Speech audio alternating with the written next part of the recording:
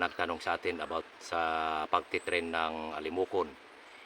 At ang tanong nito ay tanong ni Mr. Janjan Vargas ng Antique, sa kanyang katanungan na paano ba daw mag-train ng inakay.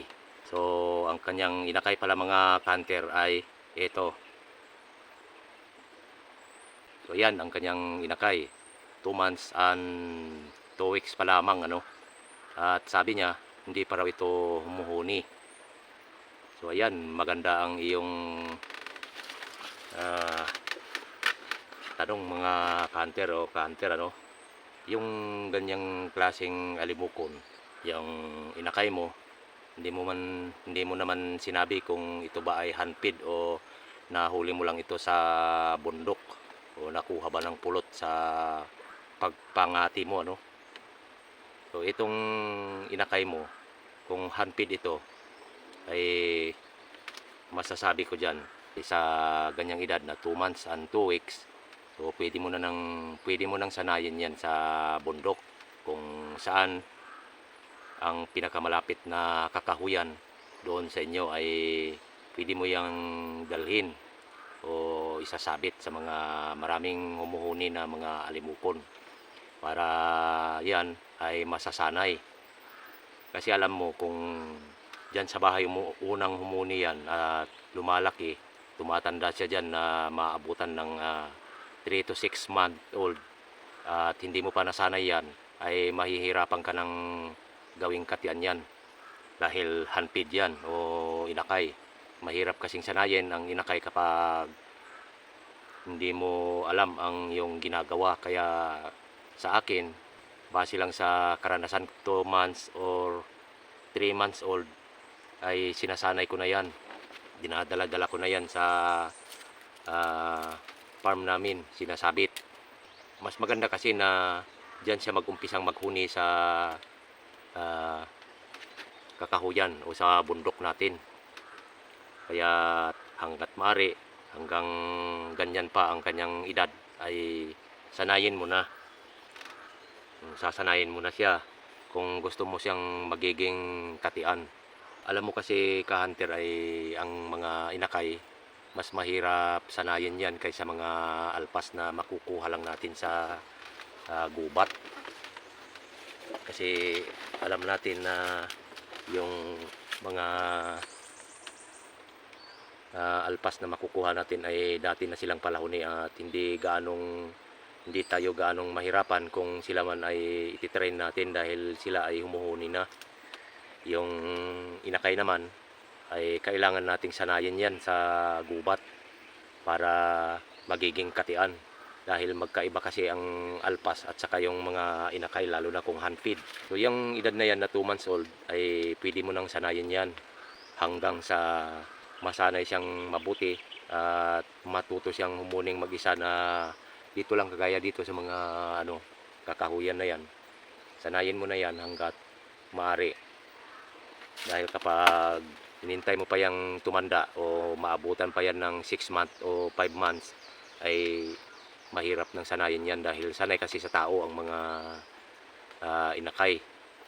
O ikaw lang ang babantayan yan, kapag nakita ka niyan ay kakampayan ka niya kaagad, pero hindi humuhuni. Yun lang naman ang disadvantage ng mga inakay. Kung sanay sa tao, ay sa tao lang kumakampay yan, pero kung nasanay mo yan ng maigi o na-train natin ng mabuti yan, ay talagang magagaling ang mga inakay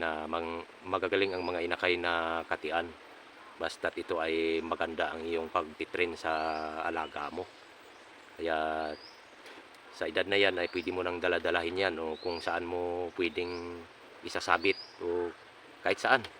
Basta yung pupuntahan mo ay siguraduhin mong may mga humuhuning mga alimukon. Kasi yung 2 months old ay humuhuni na yan. Kaso lang ay maliit pang huni niyan, yung gaya ng huni na pst, pst, pst, pst, pst, pst, yung ganyan, di ba?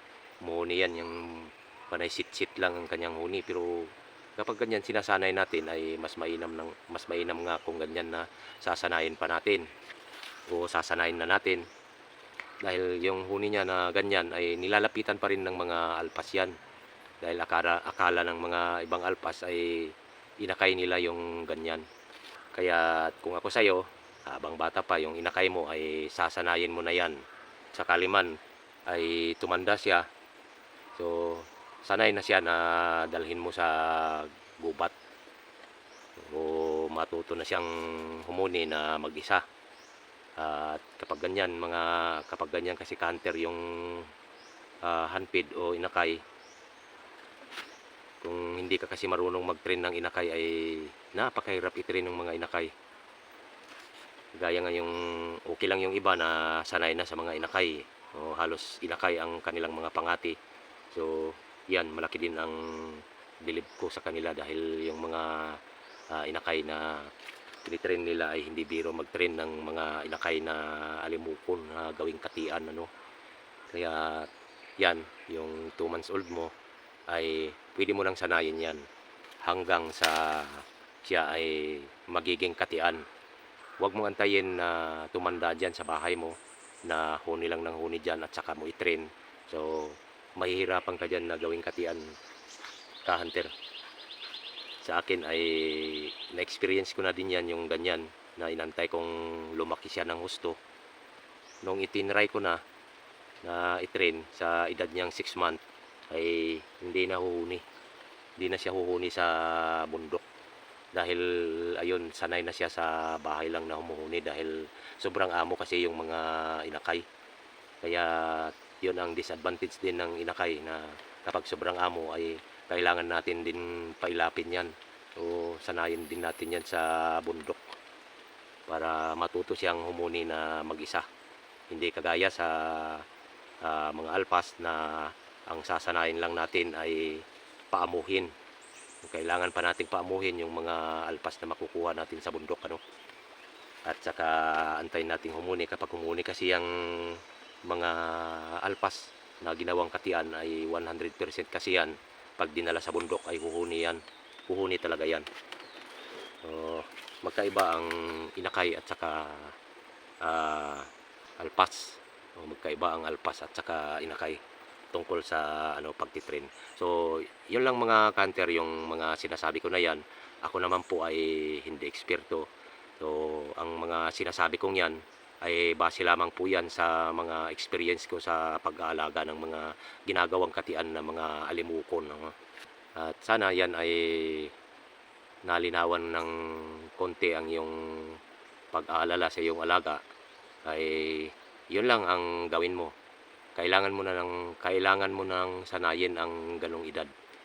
Habang lumalaki siya ay sanay na din siya sa bundok at matuto na siyang humuni na mag-isa. So ayan lang muna mga kante. Sana huwag pa rin kalimutang mag-like para next video magkita ulit tayo.